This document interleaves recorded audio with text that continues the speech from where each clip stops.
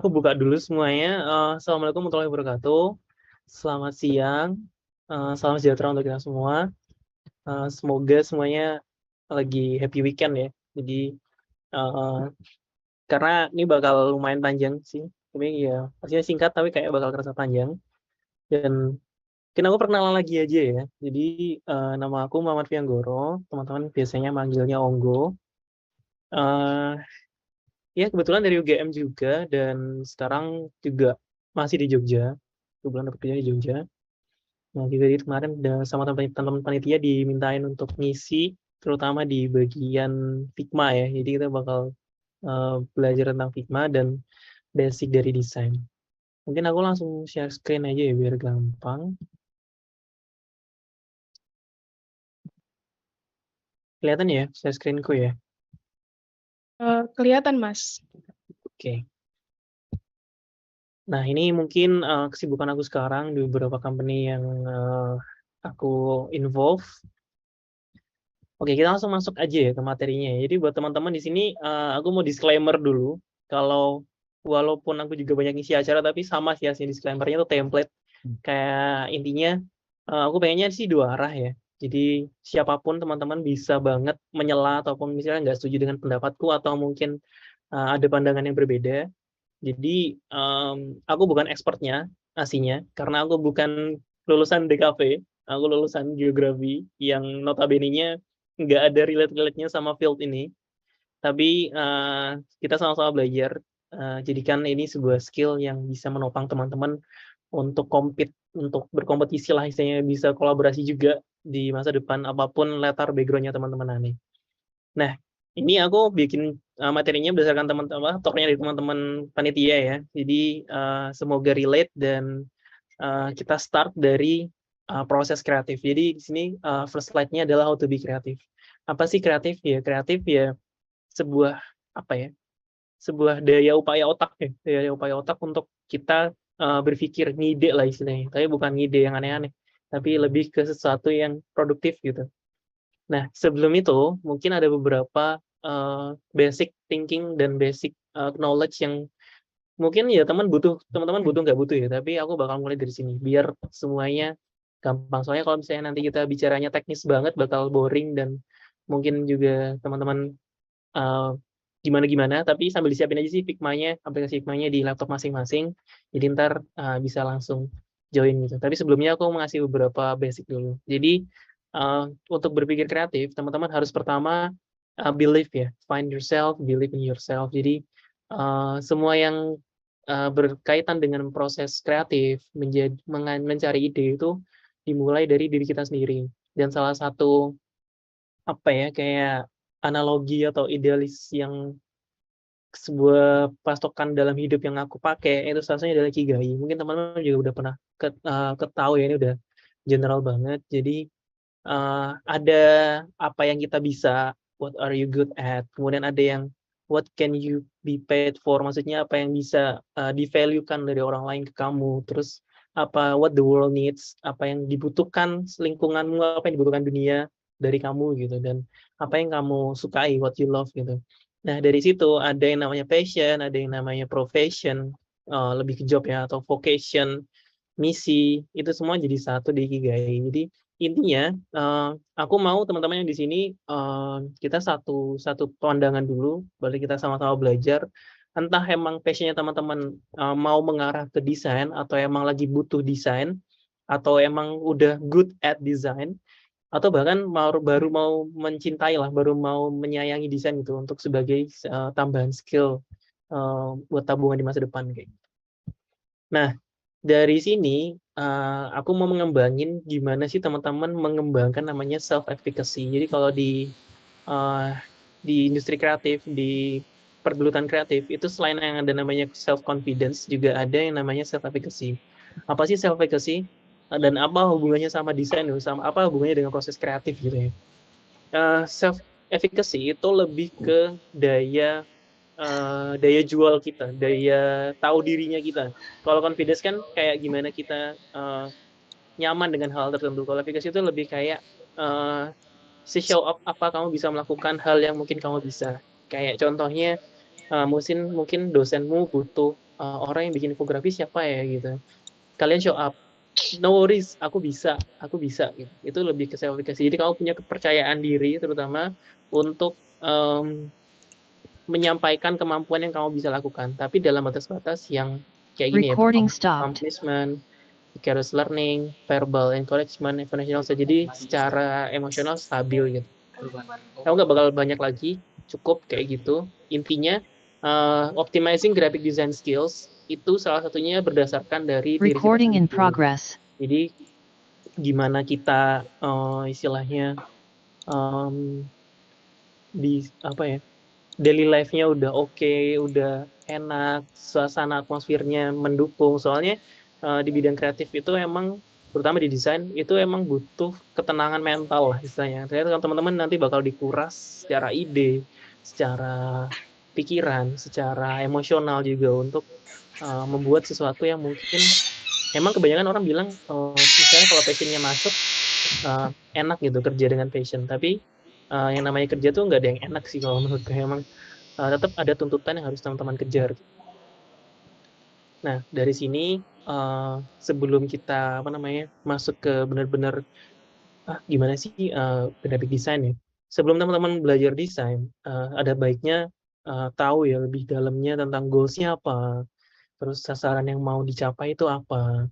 Terus ada nggak sumber daya? Bukan dalam tanda kutip itu kayak punya laptop yang gaming, punya laptop yang high spec, atau punya alat gambar digital itu enggak, tapi lebih ke sumber daya dirimu sendiri. Lebih kayak bagaimana pemanfaatan kamu dengan tools-tools yang kamu punya kayak gitu. Kemudian representasi atau idealis. Penting untuk mengetahui itu dari awal agar teman-teman nggak salah langkah untuk memilih jalurnya. Karena banyak banget ya. Ada yang emang basicnya illustration, ada yang emang basicnya dia layouter, ada yang mungkin basicnya dia emang general designer kayak gitu. Itu beda-beda. Kemudian ini yang terakhir yang sebelum dan lain-lain tuh yang paling penting adalah apa yang bikin beda. Apa value lebih yang bisa teman-teman tawarkan ketika nanti teman-teman terjun ke industri kreatif. Apa yang bisa membuat teman-teman stand up di situ kayak gitu. Intinya gampang sih, yang penting konsisten ya, konsisten di pengembangan proses kreatifnya. Nah, kita masuk ke desain dan untuk desain sendiri itu ada 2 keywords, yaitu keywords, jadi lebih ke kata-kata, sama key visual. Nah, dari dua-dua ini, itu desain itu emang tersusun dari kata-kata dan visual. Dan di sini definisinya adalah some sort of technique to deliver an information. Jadi desain, especially, itu bukan semata-mata art aja, tapi sebuah cara yang digunakan oleh orang untuk menyampaikan informasi. Banyaknya informasi. Tapi juga bisa informasi itu pada banyak ya klasifikasinya, tapi yang intinya generalnya adalah untuk menyampaikan informasi. Nah, designing juga merupakan art ya, sebenarnya aku bilang tadi, about communicating information etc. visually. Jadi secara visual. Jadi emang yang ditonjolkan nanti adalah gimana impact-nya dari art, dari hasil desain teman-teman yang bikin ke orang lain, ke khalayak banyak, atau bahkan ke diri teman-teman sendiri kayak gitu. Nah, desain juga nggak melulu soal gambar tangan atau raw gambar tangan, tapi juga termasuk foto. Jadi penggunaan foto di desain itu juga sangat lumrah kayak gitu. Jadi bukan berarti desain itu harus benar-benar pure gambar sendiri, harus bikin vektor sendiri, harus illustrate sendiri, tapi enggak. Foto juga termasuk dalam desain karena nanti bisa dikembangkan bersama-sama. Kayak gitu. Nah, mungkin kita masuk dulu ke 2022 ini ya, desain trennya kayak gimana dan kebutuhan tentang desain itu kayak gimana gitu.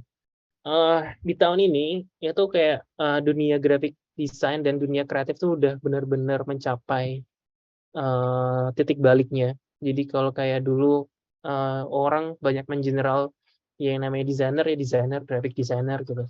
Tapi sekarang udah banyak banget subnya ya, apa kayak subtitle-nya lah. Ada yang benar-benar fokus ke general designer, ada yang fokus ke illustration, ada yang fokusnya ke UI UX kayak pakai Figma-nya nanti, ada yang fokusnya lebih ke product designer, ada yang lebih fokusnya juga lebih ke kontennya, konten desainnya, dan sebagainya.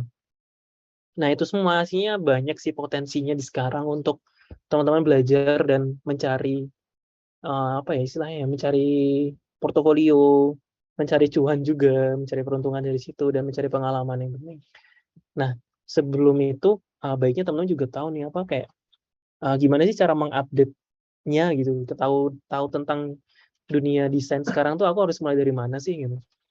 Salah satu media yang paling gampang yang bisa teman-teman reach adalah salah satunya ini ya, 99designs.com atau paling gampang ya Pinterest lah. Pinterest tuh salah satu yang paling up to date, tapi teman-teman juga harus pandai-pandai ngefilter. Tapi kalau nanya di 99designs.com dia annually setiap tahun mereka pasti rilis graphic trend untuk di tahun itu kayak gitu.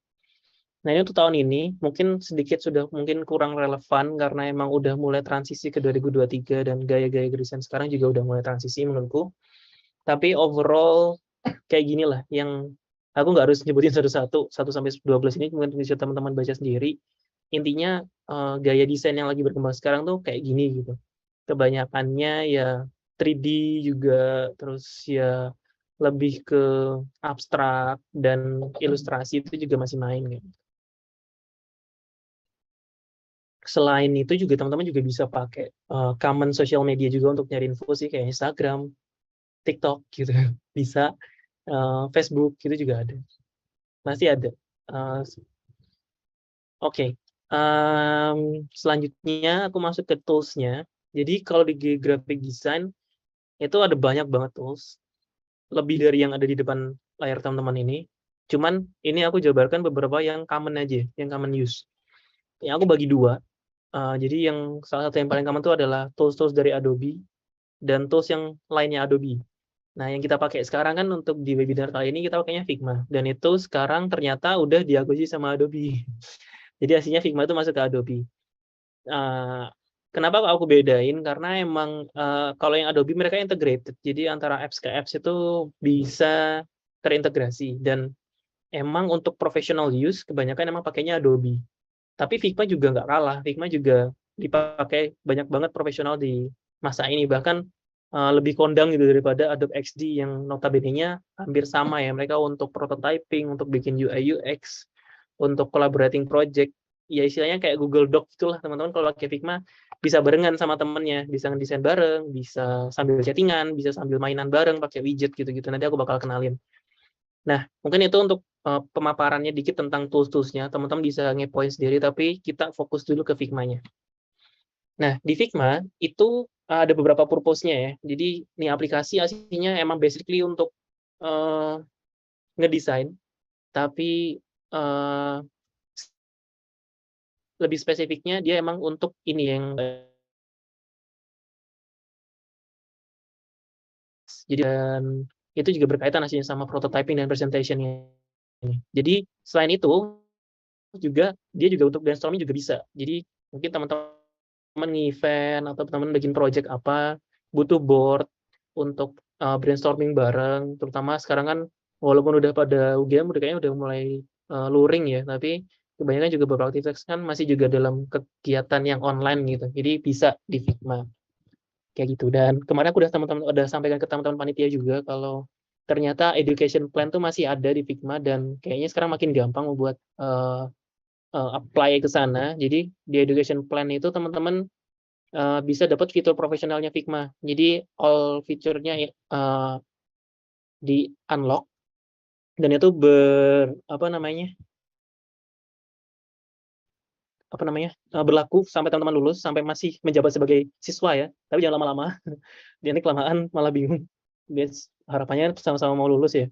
Dan itu juga banyak berguna nanti buat kalau teman-teman coba kolaboratif project karena timnya unlimited dan sebagainya. Aku coba terangin lebih lanjut di aplikasinya. Tapi intinya itu buat teman-teman yang masih siswa, masih berkuliah lah istilahnya. Karena segmennya banyaknya teman-teman yang berkuliah ya. Coba diklaim aja education plan-nya Figma. Bakal membantu banget. Nah, balik lagi ke desain ya. Jadi desain yang bagus itu kayak gimana sih? Aslinya simple sih, desain yang bagus itu cuma ada dua checklist. Yang pertama estetik pasti bagus ya, jadi enak dilihat. Dan yang kedua understandable, dapat dimengerti. Jadi orang paham melihat desain kita tuh apa. Nah, Untuk mencari referensi tentang desain itu banyak banget ya, seperti yang aku bilang tadi, bisa nyari di TikTok juga, bisa nyari di Instagram. Tapi ada beberapa media formal yang dia emang lebih ke desain. Salah satunya mungkin Behance ini. Mungkin enaknya aku buka di sini ya, di browser langsung. Kalau di Behance itu dia emang apa namanya? Behance itu punyanya Adobe dan dia emang banyak eh, artis-artis gitu ya yang banyak nge-share di sini tentang hasil karya mereka atau sebatas mereka share works-nya mereka. Ini sih jadi salah satu referensi buat teman-teman mencari ide, ngelihat tren desain yang berjalan sekarang tuh kayak gimana sih dari sini.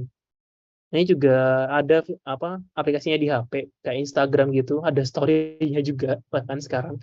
Tapi emang dia emang pure arts dan design, jadi ini bisa membantu. Selain Behance ya ada juga namanya Dribble, B-nya 3 kali.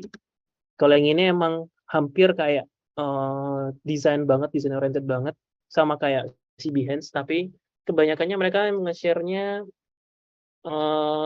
lebih ke pure vector design dan UI UX juga. Lumayan ramai sih di sini juga.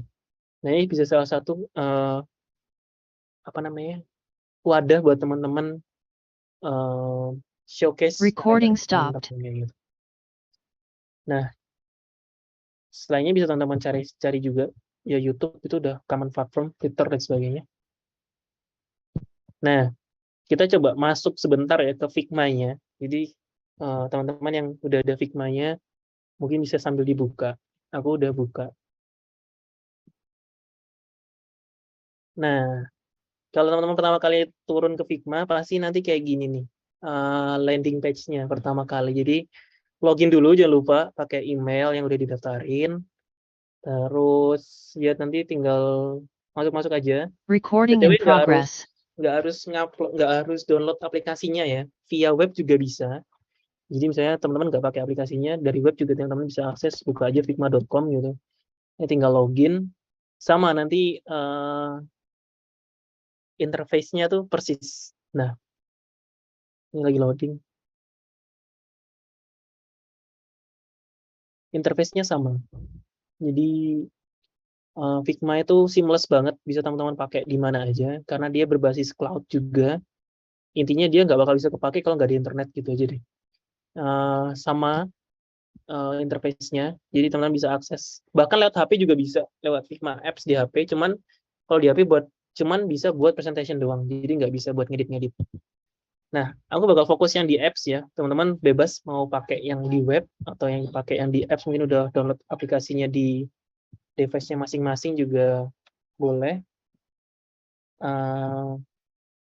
Ini aku kenalin dulu mungkin beberapa basic tools-nya yang ada di depan dulu ya. Jadi kalau di depan itu ada ini recent file, terus draft, kemudian ada community. Community nanti aku bakal jelasin lagi. Terus ada ini kalau ada teman-teman plan-nya aku pakai yang free karena nggak bisa ngambil education plans.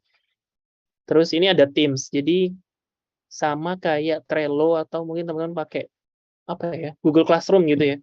Mungkin sama kayak gini, ada kayak Teams-nya. Jadi per tim tuh punya misalnya projectmu apa di tim ini, terus ada tim lainnya namanya rantai pakan kayak gini beda lagi dan sebagainya. Cuman kalau aku terbatas bikin timnya karena nggak pakai lisensi pro. Kalau teman-teman udah tadi ngaktifin student plan-nya, itu bisa. Ini kan ada kayak 3/3 Figma file use, 3/3 Figma jam use. Ini membatasi. Jadi emang ada batasannya untuk software gratis. Nah, di Figma itu ada dua jenis project atau file yang bisa teman-teman bikin. Pertama ini new design file, design and prototype, sama new FigJam file. Nah, kalau buat brainstorming, teman-teman pakainya new FigJam file. Kalau mau misalnya cuma senang-senang doang, itu pakainya new design file ini. Nah, ini contoh dari FigJam ya. Ini FigJam. Mungkin aku tutup aja terus bikin baru aja deh. Ini boleh teman-teman sambil nyoba-nyoba juga ya. Jadi nggak kagok biar pakainya sama-sama. Ini aku delete dulu aja karena sudah banyak. Nah, kalau teman mau bikin FigJam file ini tinggal diklik aja new FigJam file-nya. Terus loading. Nah, di sini nanti ada teman-teman ada banyak pilihan nih. Ada brainstorm, design, create, stand up, flowchart, sama masih banyak lagi template yang bisa teman-teman pakai untuk bikin sesuatu. Sesuatu itu ya bisa apa aja ya, kayak framework, bisa diagramming, bisa kayak bikin KPI index, atau bikin susunan organisasi itu juga bisa sih di Figma. Dan ini bisa diekspor kok, bisa jadi gambar, tetap bisa. Aku bakal nyontoin coba yang gampang-gampang aja sih. Ini jadi brainstorm. Nah, teman-teman klik, otomatis ini bakal keluar kayak gini. Nah, di bawah ini ada, di bawah sini ada tools-toolsnya. Ada marker nih buat teman-teman ya coret-coret. Terus ada kayak marker tuh nanti ada pilihannya ya, kayak highlighter, ada tape. Tape ini kayak semacam apa ya? Ya kayak tape gitu, misalnya teman-teman mau bikin ala-ala ke tape itu tinggal digeret gini. Itu kan jadi kayak ada tape-nya gitu. Ini ada pilihannya juga, warna-warnanya macam-macam. Terus ada untuk bikin shape-shape juga, bikin lingkaran. Terus ada sticky note sama yang kayak gini buat teman-teman ngeklik. Ya kalau mau ngisi teks ya tinggal diklik aja ininya terus diisi teks. Isi teks di sini. Dan ini full online. Jadi kalau teman-teman mau masuk ke sini bisa. Misalnya aku share ya. Jadi di atasnya ada tombol share, ini di atasnya akunnya teman-teman. Ini tinggal teman-teman klik aja share, terus ini diganti can edit. Kalau can view dia cuma bisa nge-view doang. Kalau can edit bisa orang-orang bisa ngedit. Sama kayak Google Doc lah, Google Doc sama Google Slide gitu-gitu. Terus copy link. Misal aku masukin ke room chatnya kita. Oke.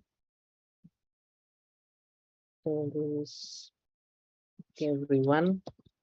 Nih, coba mungkin teman-teman yang mungkin lagi buka aplikasinya bisa buka link ini, terus kalian bisa join aku di sini gitu.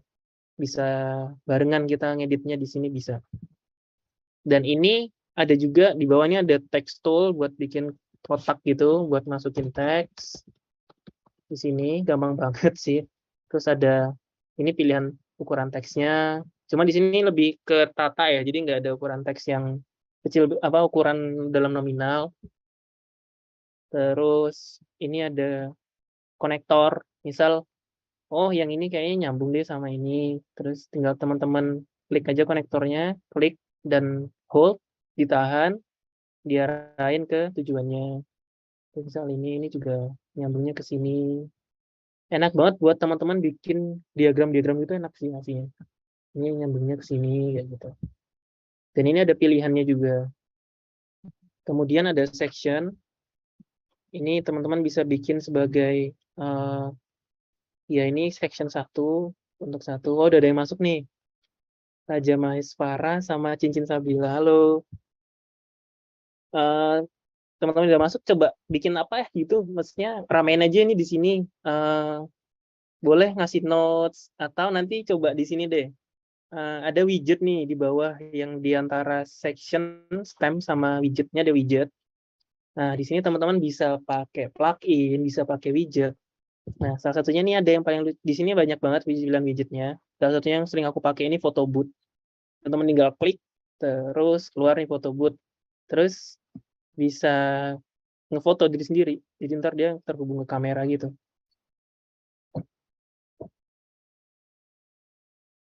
Ya, ya kayak gini. Terus tinggal foto 3, 2, 1 cekrek. Fotonya jadi set. Nah, ini bisa teman-teman masukin. Ya, mungkin mau dimasukin ke dalam notes-nya gitu. So, kayak gini. Nah, ini untuk Figjam ya. Jadi Figjam itu aslinya bukan untuk tempat kita ngedesain, tapi lebih ke bisa buat ngedesain juga, tapi terbatas. Tapi overall dia emang kepakainya buat brainstorming, buat teman-teman rapat mungkin, terus buat ngisi notes. Terus banyak sih di sini juga banyak fiturnya. Terus ada stamps ini juga buat apa ya? Ya buat nge-stamp aja, ngasih like di sini, ngasih like di sini gitu. Ngasih like di sini gitu. Atau ngasih stamp-stamp lainnya yang lucu-lucu pakai emoticon gitu-gitu. itu bisa. Terus di sini juga bisa chatting ya teman-teman ya, di sini bisa chatting. Itu aku lupa tadi caranya gimana. Tapi di sini ada kolom chat ini. Oh, just oke. Jadi teman-teman bisa apa ya? Bisa saling berkomunikasi juga di sini. Nah, ini untuk fig jam-nya. Monggo teman-teman yang mau masih di sini juga lanjut. Kita balik lagi ke dashboard awalnya. Jadi atasnya tuh kayak kayak di web browser gitu sih. Jadi ada kayak ini kan ada pilihannya gitu.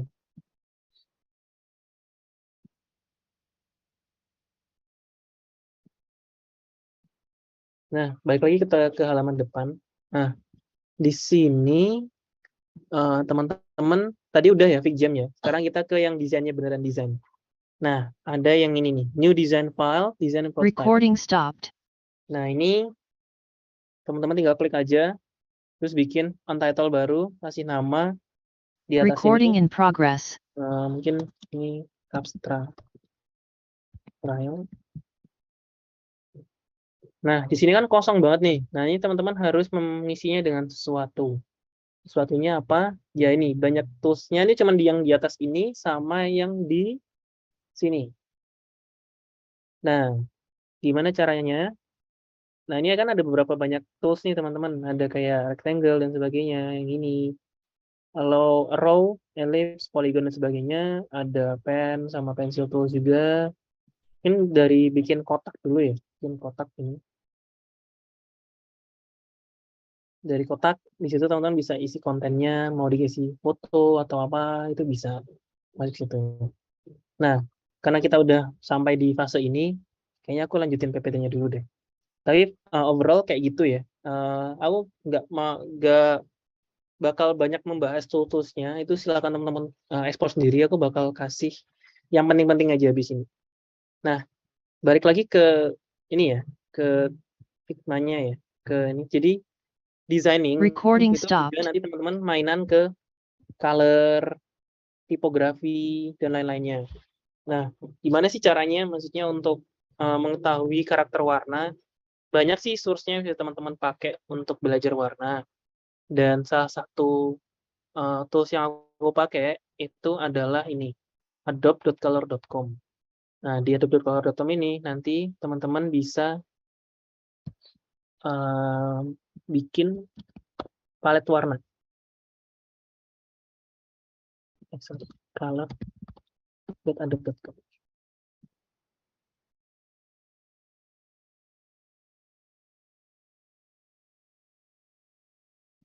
Nah, ini interface websitenya Recording in progress. kurang lebih.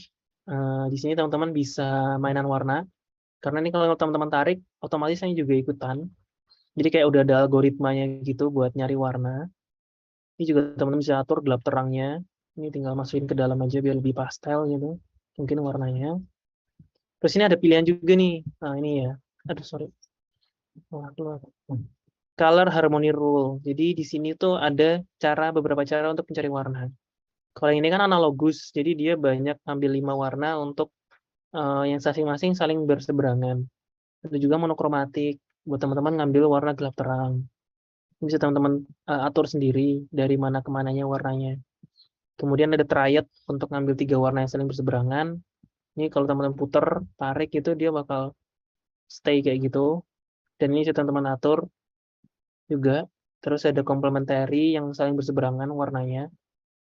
Itu ya kan warna ada, ya basic warna ada primer, warna sekunder, ada warna komplement. Ini komplement, contoh ke warna-warna komplement yang saling berseberangan. Terus ada split complementary. Banyak sih ini bisa teman-teman pakai. Atau kalau nggak mau capek-capek apa namanya? Nyari muter-muterin si color wheel-nya bisa di-explore. Tab explore yang di atas sini.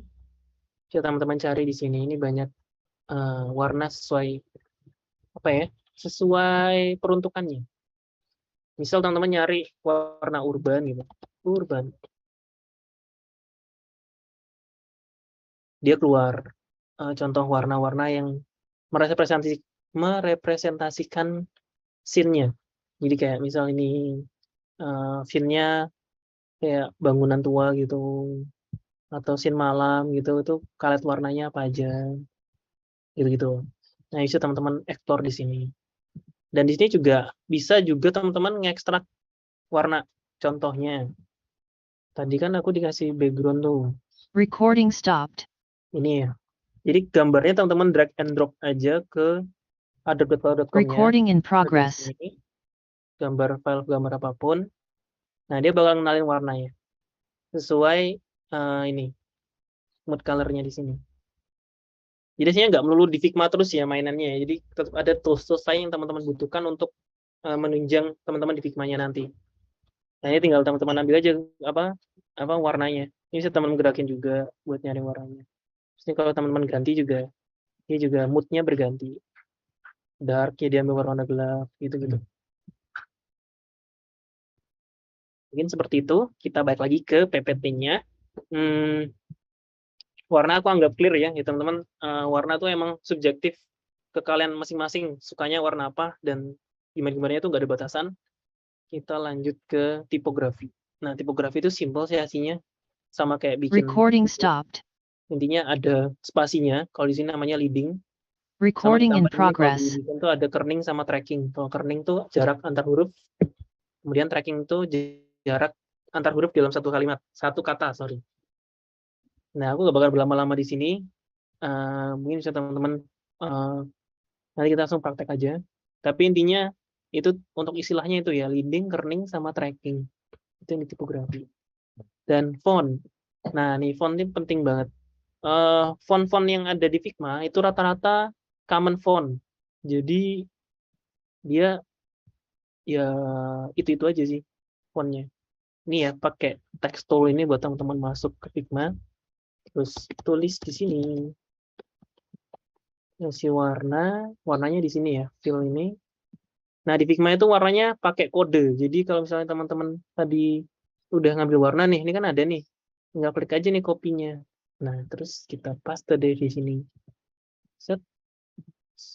Terus pagarnya dihilangin, terus di enter. Nah, warnanya ikut yang di sini tadi. Ini gitu. Karena emang kalau di UI UX, warna itu ditranslasikan ke kode. Terus kita gedein dulu ukuran teksnya. Nah, pilihan ininya di sini ya. Pilihan fontnya tuh ada di sini kalau di Figma. Di kanan ini. Itu ada banyak banget. Itu. Tapi rata-rata udah ke-install dari Figma-nya langsung. Dan itu juga udah font-font yang paling, apa namanya, font-font yang udah kekinian lah. Jadi nggak terbatas fontnya. Tapi kalau teman masih kurang, bisa nyari lagi di ini, fonts.google.com. Itu salah satunya. Yang paling apa ya kredibel lah soalnya dia free, font-fontnya itu free dan teman-teman bisa langsung nyobain. Contohnya tulis di sini. Nah, jadi bisa langsung ke preview fontnya kayak gimana. Kalau udah cocok, misal tinggal diklik, terus di-download aja, terus di-install di laptopnya. Awalnya selesai ya udah, nanti otomatis di mana di Figma-nya dia bakal terinstall juga, ikutin dari yang kita install di laptop. Tapi itu mungkin nanti agak terbatas buat teman-teman yang pakai Figma-nya via web. Nah, setelah font itu ada juga, ini aku lupa, ada fontjoy.com. Fontjoy.com itu nanti buat teman-teman membantu untuk mix and match font. Jadi font itu kan banyak banget dan tipenya banyak banget. Mungkin teman-teman bakal kesulitan untuk mix and match fontnya. Nah, di sini tuh ini ada tools-nya. Jadi dia memberikan kayak semacam suggestion untuk font-font apa sih yang relate, yang apa ya, yang enak dibarengin gitu-gitu. Tinggal teman-teman generate gitu. Terus ini kan ada keluar nih nama fontnya di sini. Nah, ini tinggal teman-teman cari di font.google.com atau mungkin udah ada di Figma-nya. Terus tinggal teman-teman implementasikan aja sesuai yang ada di sini kayak gitu. Begitu. Oke, terus font udah, layout. Nah, layouting itu aslinya lebih ke gimana sebuah karya itu terlihat rapi ya, terutama yang banyak banyak kontennya. Mungkin sama kayak virtual background yang aku pakai di belakang itu kan tertata dengan sedemikian rupa biar nggak mengganggu mungkin kayak subjeknya aku di sini biar nggak mengganggu background-backgroundku gitu ya. Sama layout juga kayak gitu. Jadi kayak ada penataannya. Nah, rata-rata layout itu dibikinnya kebanyakan simetris, tapi juga layout yang unsimetris. Tapi itu tergantung nanti kondisi teman-teman ngedesainnya apa dan untuk apa. Nah, beberapa keyword yang bisa aku sampaikan, mungkin ini ada kayak the grid system sama Swiss style itu salah satu metode layout yang paling basic. Kalau grid style tuh ya sama kayak apa namanya? Sorry, nah lanjut. Grid style tuh sama kayak gini, jadi kayak terkotak-kotakan gitu dengan proporsi yang berbeda-beda. Tergantung nih teman-teman kontennya sepadat apa, ada berapa sub headline, ada ya isinya ada konten apa aja di dalam satu desain. Setelah itu ada ini harmoni dan sebagainya. Ini lebih kayak penataan objek-objek yang ada di desain teman-teman nanti. Itu mau kayak gimana. Di sini ada proximity, similarity, kemudian ada continuous, ada repetition, sama rhythm. Nah, itu masing-masing dia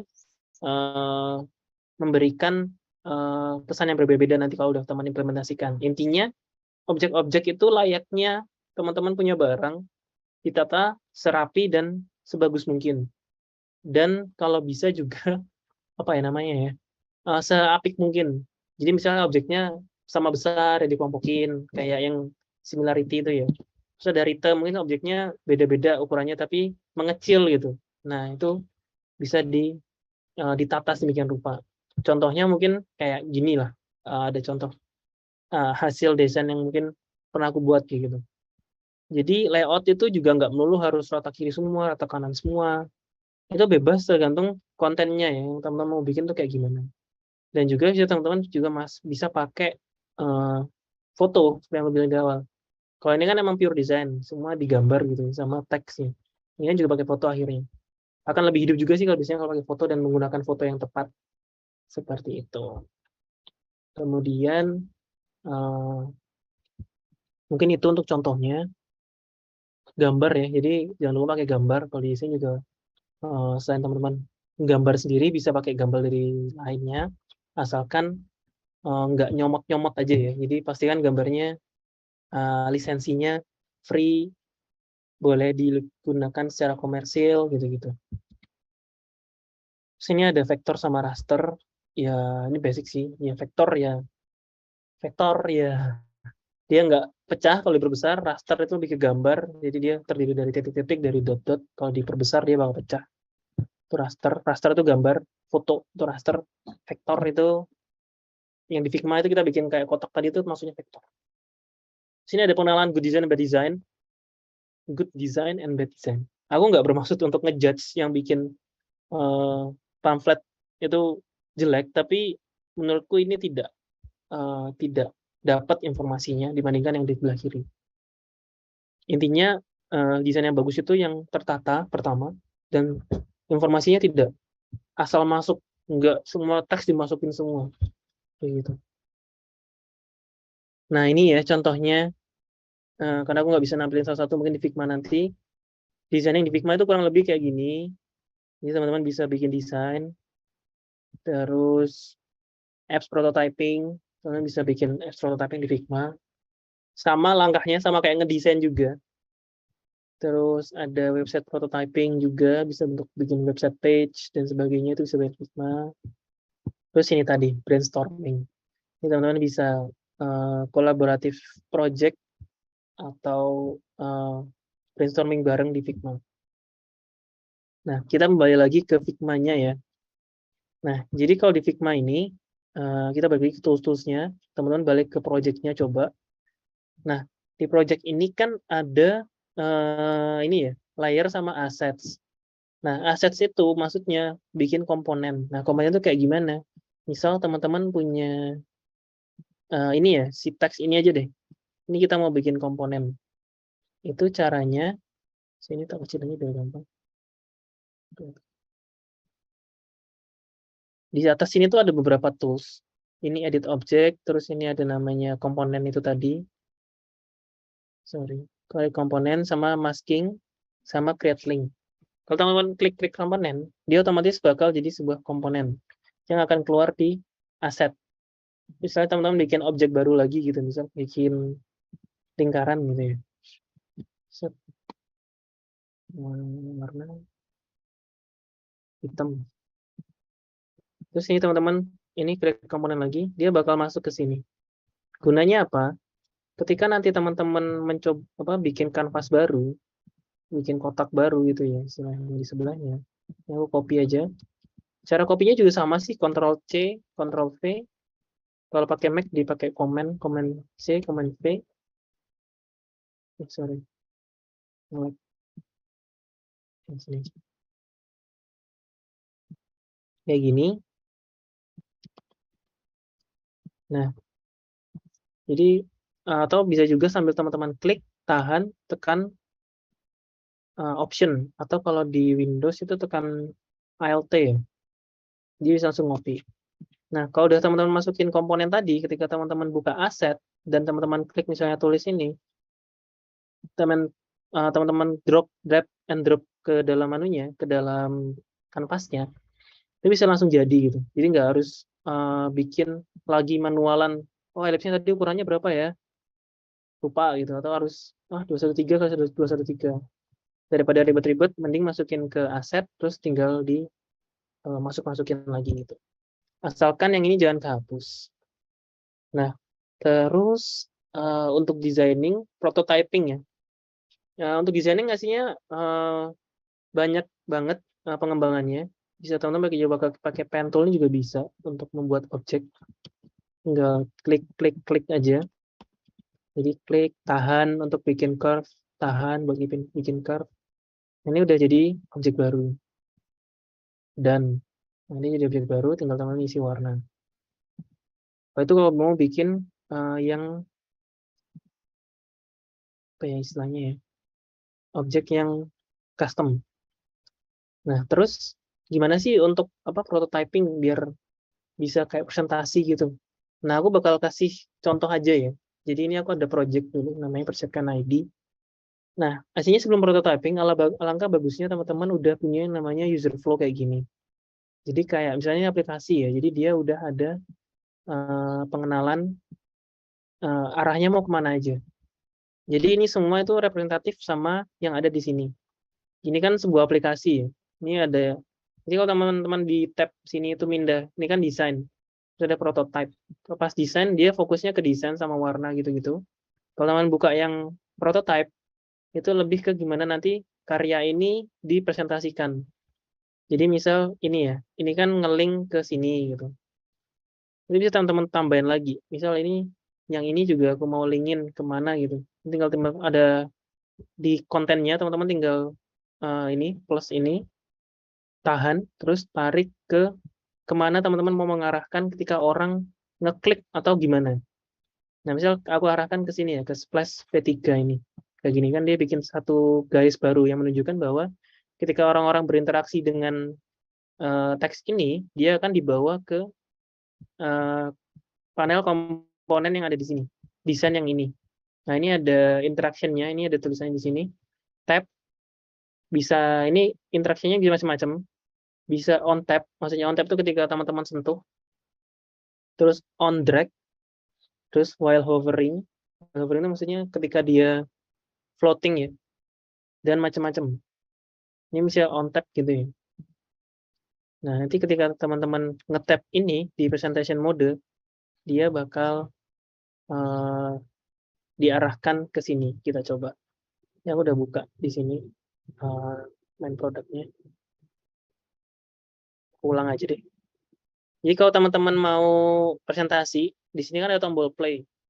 Tinggal teman-teman play aja sama kayak di PowerPoint gitu. Dia bakal buka play-nya.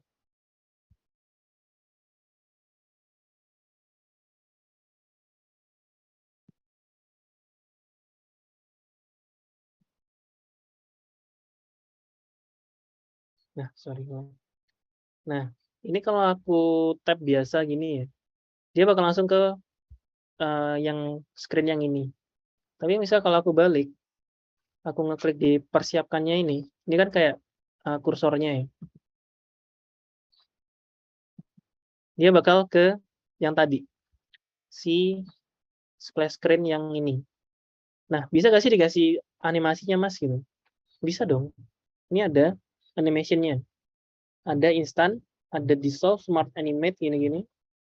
Ini bisa teman-teman pilih. Aku coba yang mungkin push ya, push. Nah, jadi nanti kalau teman-teman, balik lagi ke awal, klik token ID-nya, nah animasinya berubah. Kalau teman-teman ganti lagi animasinya juga berubah lagi nanti. Misal move in dari atas ke bawah gitu ya. Set. Dicoba lagi ke produknya, terus diklik. Nah, kayak gitu. Jadi prototyping itu nanti kalau udah desainnya udah jadi semua, udah banyak, udah ada arahannya mau kemana-kemana, tinggal teman-teman bikin aja dari misalnya dari satu shape ini, tinggal teman-teman tarik, drag and drop kemana, mau diarahin kemananya, misal ke ini. Nanti kalau udah terjun ke UI UX bakal lebih paham sih, bakal lebih bisa lah mengira-ngira. Tapi ini juga bisa teman-teman bisa pakai buat bikin PPT juga bisa pakai Figma. Cuman agak lebih ribet dikit, tapi bisa diarahkan sedemikian rupa. Nah, ini juga di prototype itu ada kayak device-nya yang mau dibuat dibuat presentasinya pakai device apa. Ada Google Pixel, ada iPad, ada Apple Watch. Sekarang ada yang custom bisa custom juga. Macam-macam. Seperti itu. Nah, terakhir ya mungkin last. Jadi aku secara teknis mungkin teman-teman bisa belajar banyak dari yang udah aku sampaikan tadi. Oh ya, lupa. Satu lagi, plugin. Jadi plugin itu nanti bakal banyak membantu teman-teman. Ini ya, di atas ini ada plugin. Find more plugin itu bakal banyak membantu teman-teman ketika mencari aset. Salah satu plugin yang aku udah install, ini bisa teman-teman cari di sini ya, plugin. Ini banyak banget, tinggal try it out aja, langsung masuk ke Figma-nya. Contohnya di Capstra Trial, teman-teman tinggal buka plugin ini, nanti plugin yang udah ke install itu ada di sini. Ini plugin ya, Iconify sama Emailify ini pluginku. Salah satu plugin yang sering aku pakai ini Iconify. Dia bakal kayak pop up lagi window baru gitu. Sebentar lama. Nah, ini Iconify itu plugin untuk aku nyari icon. Misal lagi butuh icon rumah gitu, house. In English sih, tapi dia masih belum ada keyword untuk bahasa Indonesia. Kan banyak nih pilihannya nih. Nah, ini tinggal teman-teman drag and drop aja ke kanvasnya sini. Misal, ini rumahnya lucu nih, ada love-love-nya. Terus tinggal teman-teman klik, tahan, terus masukin aja ke Figma-nya. Terus dia bakal keluar di sini. Ini udah vektor, jadi teman-teman bisa pakai bebas. Dan bisa teman-teman ganti warna juga. Masing-masing ya, bisa masing-masing ganti warna juga. Sesuai keinginan. Seperti itu. Itu plugin. Oke, kita lanjut lagi ke PPT-nya karena udah mepet juga waktunya. Jadi ini ya, ada kayak how to get aha moment untuk mencari inspirasi. Teman-teman bisa mencari dengan mendengarkan, masuk komunitas yang benar, menguatkan emosional, maksudnya lebih ke jadi vibes yang positif gitu. Jadi positive person gitu kan, biar idenya jalan terus empati itu lebih kayak diskusi sama orang lain gitu, perbanyak mendengarkan. Terus ini referensi tadi yang udah aku sampaikan juga, aku ulang lagi beberapa platform yang mungkin teman-teman bisa pakai. Nanti materinya juga udah aku kasih ke panitia, bisa boleh di-share ke teman-teman juga yang membutuhkan. Ini contoh-contoh desain dan teman-temannya. Constant branding, kalau teman-teman udah masuk nyemplung di graphic design, udah biasa kan constant branding. Maksudnya constant branding kayak gimana ya? Lebih ke perkuat gaya desain teman-teman, jangan ngambang, jangan berayun. Maksudnya boleh punya banyak idealis atau aliran untuk dalam desainnya, tapi pastikan ada satu yang menjadi ciri khas teman-teman. Nah, di desain juga ada beberapa bucket of respect. Jadi yang aku bilang tadi, jangan asal nyomot-nyomot, terus jangan ngambil karya orang dan sebagainya. Jadi ada 3, legalities, integrity, sama morality. Intinya, yang nomor 1, itu intinya teman-teman menghormati karya orang lain. Jangan asal nyomot gambar dari Google yang ternyata itu menyinggung banyak orang atau gimana-gimananya. Terus integrity itu lebih ke kalau teman-teman bikin karya, udah percaya aja dengan karyanya dan pastikan pede dengan karyanya. Dan ketika ada orang yang mengakui mungkin merasa mengakui karya tersebut punya mereka, teman-teman harus punya integritas untuk membuktikan kalau itu karya kalian. Karena secara legalitis udah kan. Jadi fasenya tuh urutan. Dan terakhir morality. Morality itu lebih kayak jangan sampai akhir output teman-teman bikin desain itu merugikan orang lain, bersifat sara, terus menyinggung orang dan sebagainya. Jadi secara moralnya main. Ini ethical design intinya di sini itu adalah kita respect 3 ini ya, respect human right, human effort, sama human experience. Maksudnya gimana? Human rights itu lebih ke kontennya. Konten yang kita bikin tuh udah general belum sih? Udah membumi belum sih? Udah down to earth banget belum sih kayak gitu. Terus yang kedua respect human effort tuh lebih ke apa sih yang bisa kita relate-kan untuk membangun karya ini kayak gitu. Aset-aset apa yang bisa kita ambil, yang bisa kita cari sebagai resource, mungkin gambar, foto, dan sebagainya. Karena emang kebanyakan desain tuh nggak kerja sendiri, teman-teman juga butuh gambar dari source, mungkin dari free image, dari Unsplash, atau dari mana, dari Google, gitu-gitu. Dan jangan lupa untuk respect human experience. Human experience itu lebih ke karya yang kita hasilkan itu harusnya enak dilihat. Jadi orang-orang yang lihat tuh delightful ketika melihatnya kayak gitu. Jadi nggak merasa membuang-buang waktunya gitu melihat karya kita. Kayak gitu. Terus terakhir ini ya learn, improve, perbanyak explore dan discover. Dan jangan lupa juga question and answer. Jadi kayak perbanyak diskusi dengan orang-orang yang relate di field yang sama. Jadi teman-teman bisa dapat banyak pandangan, bisa belajar lebih banyak dari situ. Relasi, feedback, integrasi, mendapatkan nama, ya kayak gini tuh, ini tambah-tambahan aja sih. Jadi dari kita belajar desain, belajar Figma, itu tujuannya menurutku ya kita mendapatkan nama ya. Jadi kayak tujuannya kita mencari skill itu kan biar kita bisa dikenal orang akan skill kita. Dan dari situ kita dapat kepercayaan dalam sebuah komunitas. Entah kita dipercaya untuk mengerjakan suatu project atau dan lain-lainnya. Ya, mungkin itu sih udah semuanya aku sampaikan. Aku balikin aja ke Mbak Moderator.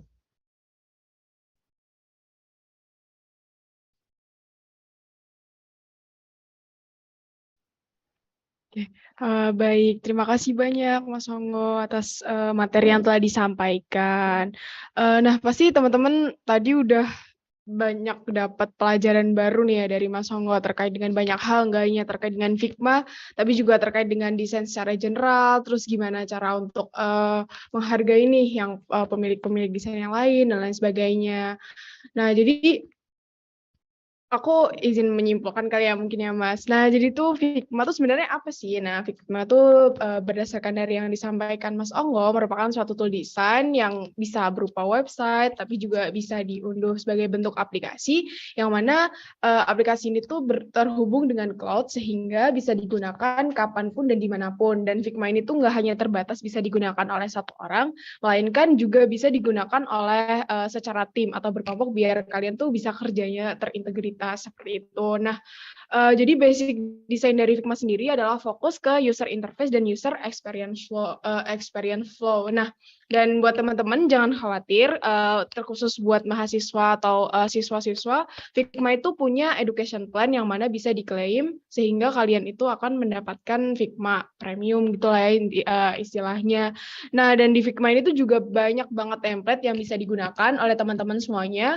Dan di Figma ini kalian bisa mengeksplor banyak hal baru. Kalian bisa bikin prototype, kalian bisa brainstorming, kalian tuh bisa ya bikin desain-desain keren kece ala anak zaman sekarang gitu ya.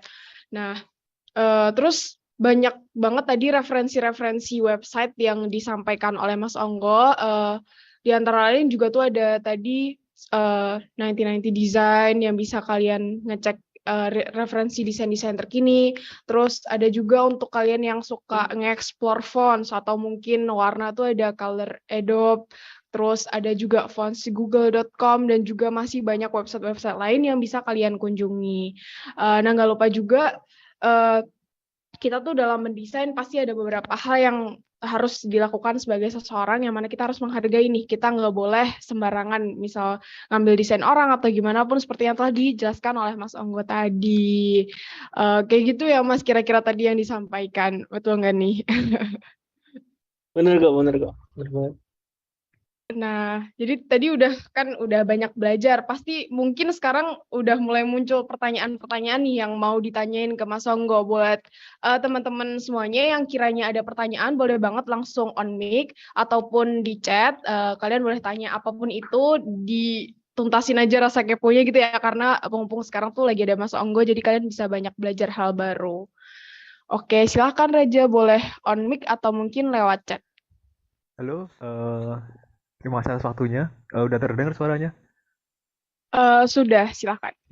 Oke, ini mungkin sedikit out of topic kali ya, Mas. Jadi, sekarang kan udah ada tuh yang namanya kayak em, artificial intelligence buat desain, kayak Midjourney gitu-gituan yang di Discord. Itu kira-kira kita sebagai apa sih manusia gitu kali ya? Kita sebagai manusia itu gimana caranya kita berkompetisi dengan sesuatu hal yang ya bersifatnya kayak robot gitu kan? Udah banyak tuh kayak mungkin dari website desain website pun dia udah ada kayak robot, dia klik terus jadi, terus content writer yang apa yang bikin artikel tuh juga ada dari robot juga. Orang yang apa sih yang ngomong tuh aku lupa ya, intinya ya ngomong ngomong apalah di sebuah konten itu kan juga ada yang semacam udah dia bisa bisa apa ya, bisa membaca dari kata-kata yang kita input, nanti dia udah kayak keluar suara gitu. Nah itu aja sih, jadi gimana caranya kita sebagai manusia beneran gitu, kita berkompetisi dengan sesuatu hal yang itu sifatnya kayak robot atau artificial intelligence kayak gitu. Terima kasih. Oke, thank you Raja. Ini aku langsung jawab aja ya berarti ya, Mbak Moderator ya? Atau Iya, boleh silakan langsung dijawab, Mas. oke. Keren banget pertanyaannya Mas Raja.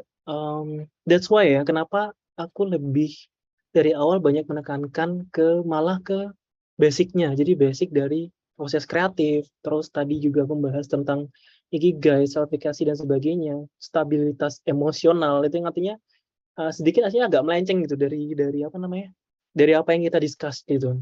Kalau emang niatnya emang mau belajar Figma doang, aku bisa ngasih materi teknis selesai gitu. Tapi yang aku inginkan adalah teman-teman secara self conscious, secara sadar itu mengerti bahwa proses kreatif itu nggak melulu coba cuman kita bisa ngedesain gitu doang, tapi lebih ke gimana uh, emang banyak sekarang ya fitur-fitur atau perkembangan teknologi yang memudahkan kita sebagai kreator ataupun bahkan kita tinggal lepas tangan aja udah bisa pakai AI dan sebagainya juga ya. Tapi tetap balik lagi yang kontrol semua itu adalah manusia. Yang mengkontrol semua outputnya, yang mengkontrol isi kontennya, itu tetap kita.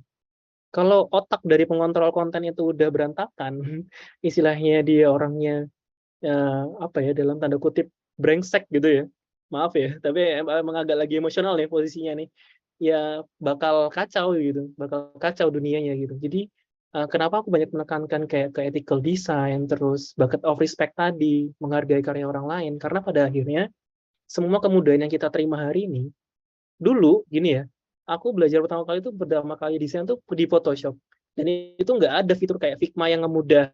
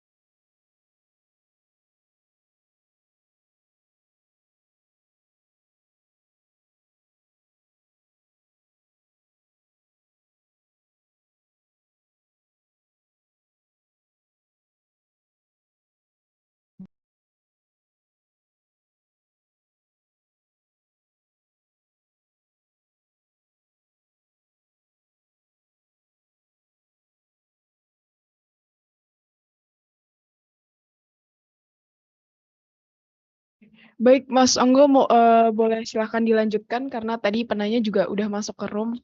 Oke. Oke, sampai mana ya tadi ya? Aku lupa. Lebih iya ya untuk apa ya, alat yang memudahkan kita ya. Tools ya. Ya aku dulu berangkatnya dari Photoshop. Itu nggak ada tools yang benar-benar kayak Figma sekarang yang memudahkan. Terus kayak berbasis cloud. Dulu aku harus install dulu, harus ya nge-crack dulu karena nggak punya uang buat beli lisensinya. Figma udah free, dia udah bisa pakai buat almost apa aja. Ngolah foto juga bisa. Maksudnya sedikit-sedikit bisa. Jadi ada di Figma tuh nanti teman-teman coba pakai aja. Kalau masukin foto, itu bisa untuk ngatur saturation-nya, udah bisa ngatur exposure-nya juga, dan sebagainya. Nah, emang perkembangan zaman kan naik terus tuh. Jadi, kemudahan yang aku rasakan dulu tuh kayak sia-sia gitu. Kayak, maksudnya gimana ya, dulu tuh kayak struggle banget untuk mencapai ini. Cuman sekarang kan lebih mudah nih aksesnya ke teknologinya. Nah, that's why juga itu menjadi alasan kenapa aku bikin PPT-nya kayak gitu. Bikin materinya hari ini kayak gitu. Jadi, aku banyak lebih menekankan semua orang bisa jadi desainer. Semua orang bisa jadi graphic designer, tapi nggak semua orang bisa berhasil menjadi seorang graphic designer. Entah nanti terhambat karena emang mereka nggak bisa nyari ide, atau emang mungkin karena emang bukan bakat Recording in progress. sebagainya.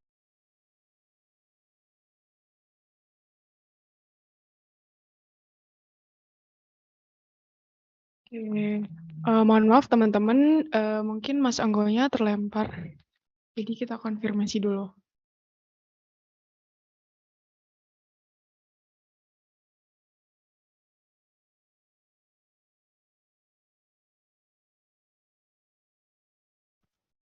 Sorry, aku malah kedebak sendiri. Ya, aku lanjutin ya. Ya gitu, jadi lebih kayak aku pengennya teman-teman benar-benar mengerti proses kreatifnya itu kayak gimana, dan ketika udah, ya alhamdulillahnya mungkin nanti teman-teman dapat jalannya di sini, jadi kayak profesional di Figma, tetap menekankan bucket of respect-nya tadi. Jadi nggak melulu ngambil karya orang, walaupun emang gampang sih aslinya di desain tuh buat ngambil karya orang gitu. Untuk nyomot-nyomot sih gampang, tanpa ketahuan pun juga bisa. Tapi takutnya di satu hari ada yang mempermasalahkan. Aku nggak masalah teman-teman mau pakai AI apapun, mau pakai sekarang kan juga kalau misalnya pakai HP, pakai editor HP, CapCut gitu ya, mungkin udah pakai ya. CapCut, terus apa namanya, Reels dan sebagainya, itu tuh kan ada yang di HP yang gampang banget malah sekarang. Bahkan sekarang orang ngedit video, ngedit gambar Canva bisa di HP. Itu silahkan aja, nggak masalah. Yang penting hasil karyanya bagus gitu. Hasil karyanya sesuai yang dibutuhkan kliennya atau yang dibutuhkan teman-teman sendiri. Dan bisa kontrol. Emang kayak sekarang di sosial media banyak konten-konten itu terbaran. Tapi kalau teman nggak filter dengan bagus, ya akhirnya kontennya sampah semua yang keluar. Kayak ya itu lebih ke pengendalian diri sekarang kebanyakannya. Karena tools-nya udah berkembang sedemikian pesat, pengendalian diri itu penting, dan apa ya, tetap down to earth gitu, stay low lah misalnya teman-teman. Jadi tetap manfaatin semua yang ada, tapi be wise, bisa jadilah bijaksana gitu. Mungkin itu sih ke Mas Raja. Baik, terima kasih Mas Anggo. Mungkin Kak Raja konfirmasinya apakah masih ada perlu pertanyaan lanjutan kah atau? Nggak ada sih. Itu terima kasih Mas jawabannya dan tanggapannya. Sebenarnya mencerahkan sekali sih. Oke. Kayaknya belum ada lagi sih. Itu aja. Baik, terima Terima kasih. Sama-sama. Oke, mungkin ada lagi nggak nih yang mau tanya? Boleh banget langsung on mic atau mungkin oke. Ini ada pertanyaan di chat nih, Mas. Jadi izin bertanya, apa aja sih tips dan trik yang dapat kita kembangkan melalui operasionalisasi aplikasi Figma? Oke. Tips dan triknya ya. Sambil tak sharing aja deh. Karena ini tadi kayaknya nggak, aku bisa dikasih akses buat screen sharing. Ini nggak bisa ternyata. Boleh dicoba sekarang, Mas? Oke, mungkin tadi kayak kelupaan deh, aku lupa. Nah, jadi tadi siapa yang tanya? Mbak Hasna ya? Oke, buat Mbak Hasna, kalau Iya, nanti betul, udah masuk Mbak di Hasna. Figma-nya, Oh, nanti udah masuk Figma-nya, itu kan tadi ada yang aku bilang community. Nah, ini yang ini. Nah, Mbak Asna coba buka di sini. Itu nanti kayak ada semacam forum gitu sih. Jadi ini lebih banyaknya sharing foto gitu antara orang ke orang. Ada yang free, ada yang berbayar, tapi kebanyakannya mostly free. Dan itu semua bisa teman-teman pakai. Tapi hati-hati, jangan nyomot langsung ya, ini sebagai warning awal. Nah, ini banyak orang-orang yang kayak showcase karya-karyanya kayak gini, Spotify, redesign, sebagainya, Uber, bla bla bla bla bla. Tips pertama adalah ATM, amati, tiru, modifikasi. Itu kayaknya sering banget tuh. Dosen-dosen kayaknya biasanya pakai itu juga. Nah, misal kayak gini, Spotify ini, teman-teman tinggal klik aja di Figma-nya, terus ini tinggal ditunggu download-nya, ditunggu ini loading-nya. Jadi ini istilahnya kita ngelihat apa yang dibikin orang lain kayak gitu. Terus teman-teman ambil ini, get a copy, otomatis nanti file project-nya si Mas Soros Norozo ini masuk ke Figma-nya kita. Nah, setelah itu loading ya biasa ya. Kalau di Figma tuh banyakannya loading karena dia basisnya cloud. Jadi harus bersabar. Nah, ini kita istilahnya ngambil project-nya si Masnya tadi, si kreatornya tadi, untuk kita pakai. Bukan berarti ini punyanya kita ya. Nah, di sini ada desainnya di sini. Ini ada pages. Pages itu kayak kalau di AI itu artboard, kalau di Corel tuh kayak page gitu. Ini ada pages. Nah, ini kita udah punya file desainnya yang punya Masnya tadi. Komplit dengan semua komponennya. Nah, dari sini, teman-teman bisa pertama coba aja, jiplak dulu aja. Jiplak dulu, pakai font yang berbeda, terus coba bikin yang sama, dibedah. Pokok karyanya teman-teman bedah. Kan teman-teman kepo ini apa sih isinya, apa sih ini ada choose mode ini apa sih, terus gitu. Intinya perkuat keponya, digali terus apa yang ingin tahu dengan cara yang kayak gini tadi. Tapi jangan diambil karyanya. Nanti teman-teman bikin baru yang lainnya. Tapi ini sebagai cara teman-teman untuk mengetahui, oh ternyata desainnya kayak gini ya. Oh, logosnya tuh bagusnya ukurannya segini ya. Terus mungkin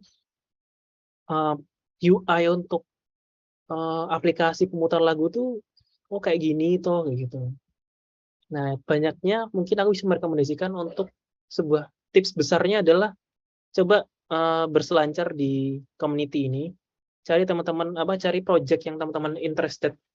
Kan nggak semua orang mungkin main UI ya, atau mungkin kalian di sini lebih ke carinya lebih ke layout, mockup gitu-gitu, macam bareng sesuai keinginan. Cari aja projectnya. Kalau free alhamdulillah coba teman-teman get copy-nya, terus dibedah dan coba bikin project sendiri yang sama dengan project yang teman-teman ambil. Mungkin kayak gitu sih Mas, tips dan triknya. Perbanyak mainan Figma. Jangan lepas dari Figma.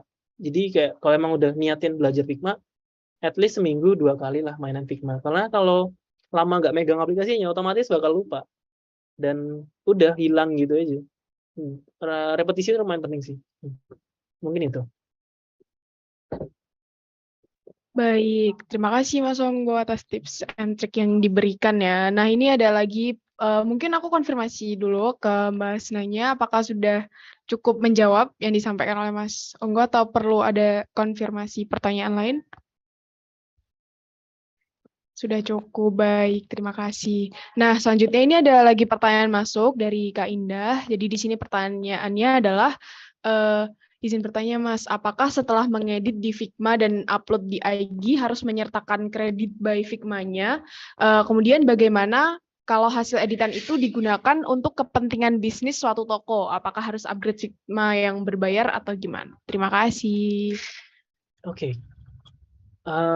Jelas tidak kalau untuk menyertakan Figma-nya di IG, kredit by Figma enggak. Kecuali teman-teman ngambil kayak yang tadi dari community ngambil apa gitu ya. Mungkin kayak UI Spotify-nya yang punyanya Masnya tadi itu, kreatornya tadi, itu bisa teman-teman cantumin. Tapi yang dicantumin itu lebih ke namanya aja, nama kreatornya aja. Boleh nanti tambahannya kreator ini di Figma gitu, itu boleh. Tapi kalau selama itu adalah karyamu sendiri dan mungkin menggunakan foto atau menggunakan vektor yang sudah terbukti free, ngambil dari Google dan terbukti free, Unsplash gitu-gitu kan salah satu source foto juga, atau emang pakai foto sendiri, itu nggak usah, nggak apa-apa nggak pakai kredit. Terus kalau emang editannya itu digunakan untuk sesuatu yang komersil ya, digunakan untuk bisnis, suatu toko, apakah harus upgrade Figma yang berbayar? Enggak juga, karena Figma itu udah totally free dari awal gitu. Itu kayak, ya kayak software-software open source gitu loh. Jadi dia emang ada free plan-nya, jadi nggak ada masalah di situ. Dan di free plan-nya pun Figma juga semua tools-nya unlock, cuman keterbatasannya mungkin di collaborative project-nya emang terbatas.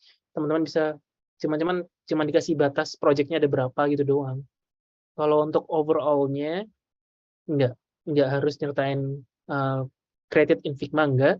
Dan kalaupun itu untuk sesuatu yang komersil, it's okay. Karena Figma sejauh ini free. Tapi nggak tahu kan baru habis diakuisisi sama Adobe, mungkin ada perubahan di masa depan, stay tune aja di aplikasinya. Kayak gitu. Doanya sih semoga aja free terus sih. Harapannya terus free ya buat Figma.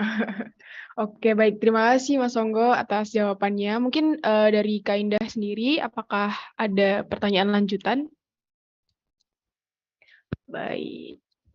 Baik, terima kasih. Nah, mungkin ada lagi nggak nih kira-kira yang mau tanya gitu ke Kak Onggonya? Mumpung masih ada di sini nih. Boleh langsung on mic atau lewat chat, boleh private chat ke aku juga kalau malu-malu gitu.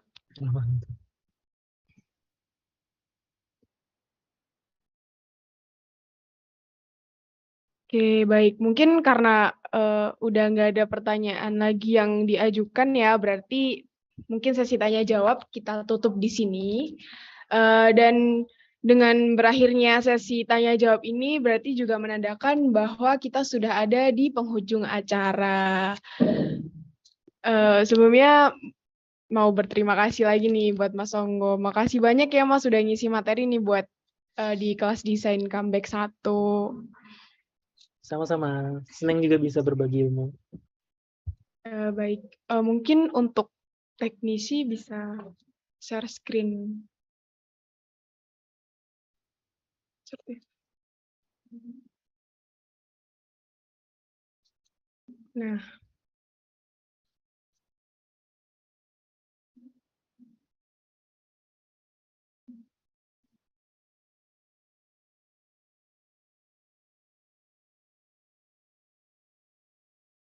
Nah, untuk menyampaikan rasa terima kasih kita nih buat Mas Onggo, di sini ada sertifikat terima kasih dari kami karena telah mengisi materi di kelas desain comeback 1 in Figma, upgrade yourself through creative skill. Nah, mungkin kita dokumentasi kali ya Mas, kita abadikan momen ini.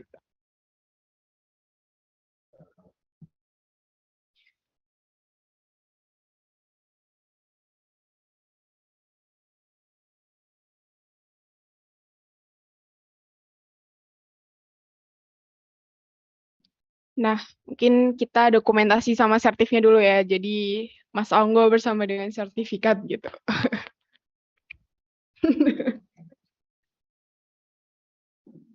Tangannya harus ke kanan gitu enggak ya? Ke sini. Enggak harus kok Mas, gitu gaya bebas boleh.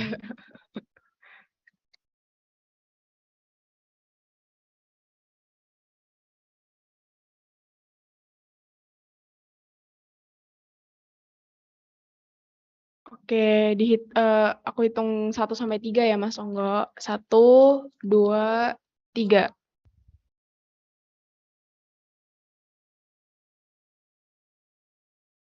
Baik, udah terdokumentasi dengan baik. Terima kasih banyak Mas Onggo. Nah, karena tadi udah sama Mas Onggo dan sertifikat, sekarang kita dokumentasi seluruh peserta dari kelas desain comeback 1 ya. Untuk teman-teman yang tidak berhalangan dengan jaringan, boleh banget on cam, karena buat kenang-kenangan kita bakal ngadain sesi dokumentasi. Oke, silahkan on cam. Masih ditunggu. Kita tunggu sampai 14.15 ya.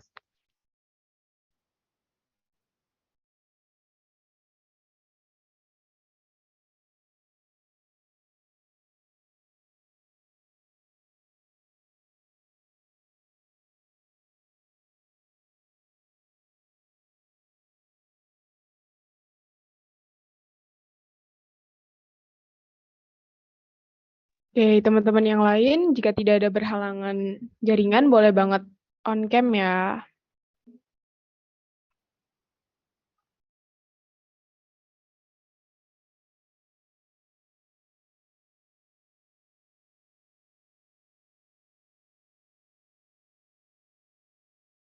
Oke, baik, mungkin karena sudah tidak ada yang on cam lagi, sesi dokumentasi akan dimulai sekarang.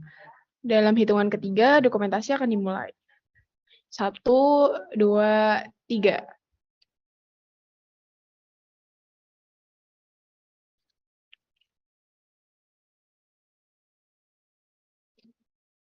Kita bergeser ke slide 2. 1, 2, 3. Baik. Terima kasih banyak teman-teman semuanya yang sudah menyempatkan untuk on cam. Nah, karena kita juga udah dokumentasi, berarti cukup sampai di sini aja aku menemani teman-teman sekalian dan juga Mas Onggo. Sekali lagi, aku ucapkan terima kasih kepada Mas Onggo selaku pembicara kelas desain comeback 1 yang telah memaparkan materi dan menyempatkan waktunya untuk memberikan banyak hal baru terhadap kita semua pada siang hari ini, dan juga terima kasih aku ucapkan kepada teman-teman yang sudah bersedia bergabung dalam kelas desain kali ini. Saya Tata, selaku moderator, pamit undur diri, saya kembalikan ke MC. Terima kasih. Oke, terima kasih Kak Tata selaku moderator yang udah memandu jalannya acara tadi. Dan terima kasih banyak kepada Mas Onggo karena telah memberikan materi yang sangat menarik dan juga insightful banget nih. Tentunya kita telah menambah pengetahuan tentang creative skill melalui aplikasi Figma ini. Nah, sebelum mengakhiri acara, saya ingin meng-highlight beberapa poin yang penting untuk kita ketahui bahwa berkembangnya zaman, aplikasi perdesainan juga makin berkembang dan aplikasi itu juga memudahkan kita dalam mendesain.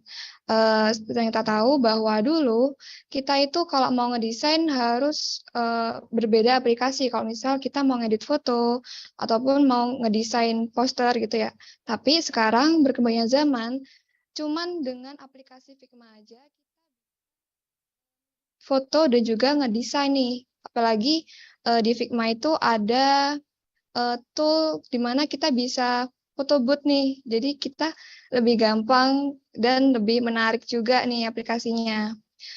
Tadi juga Mas Onggo udah nge-sharing beberapa tips and trick dalam mengoperasi Figma. Nah, saking luasnya dunia perdesainan, kuncinya kita harus konsisten untuk mempelajari dan melatih skill kita agar lebih pro lagi gitu ya. Nah, itu aja sih poin-poin yang dari aku. Dengan demikian, berakhirlah acara kelas desain comeback pertama kita. Wih, terima kasih kepada Mas Onggo dan teman-teman semua yang telah berkenan hadir dan berpartisipasi dalam webinar kali ini.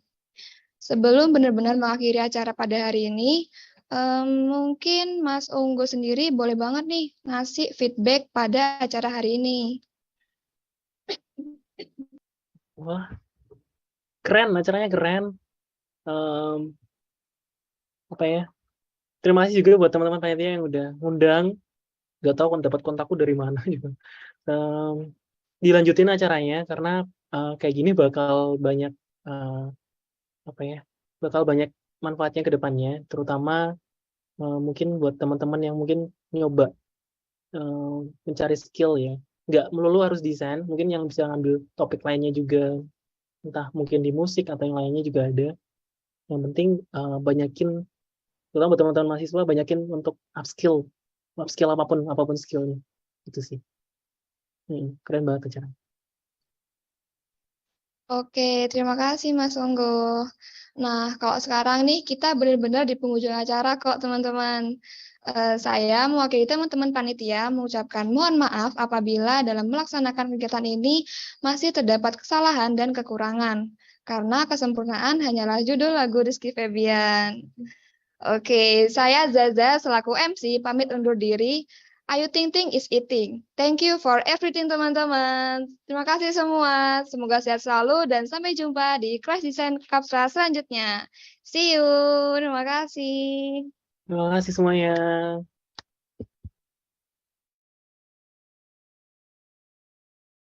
Aku izin live ya. Ya, terima kasih, Mas. Ya, makasih Mas.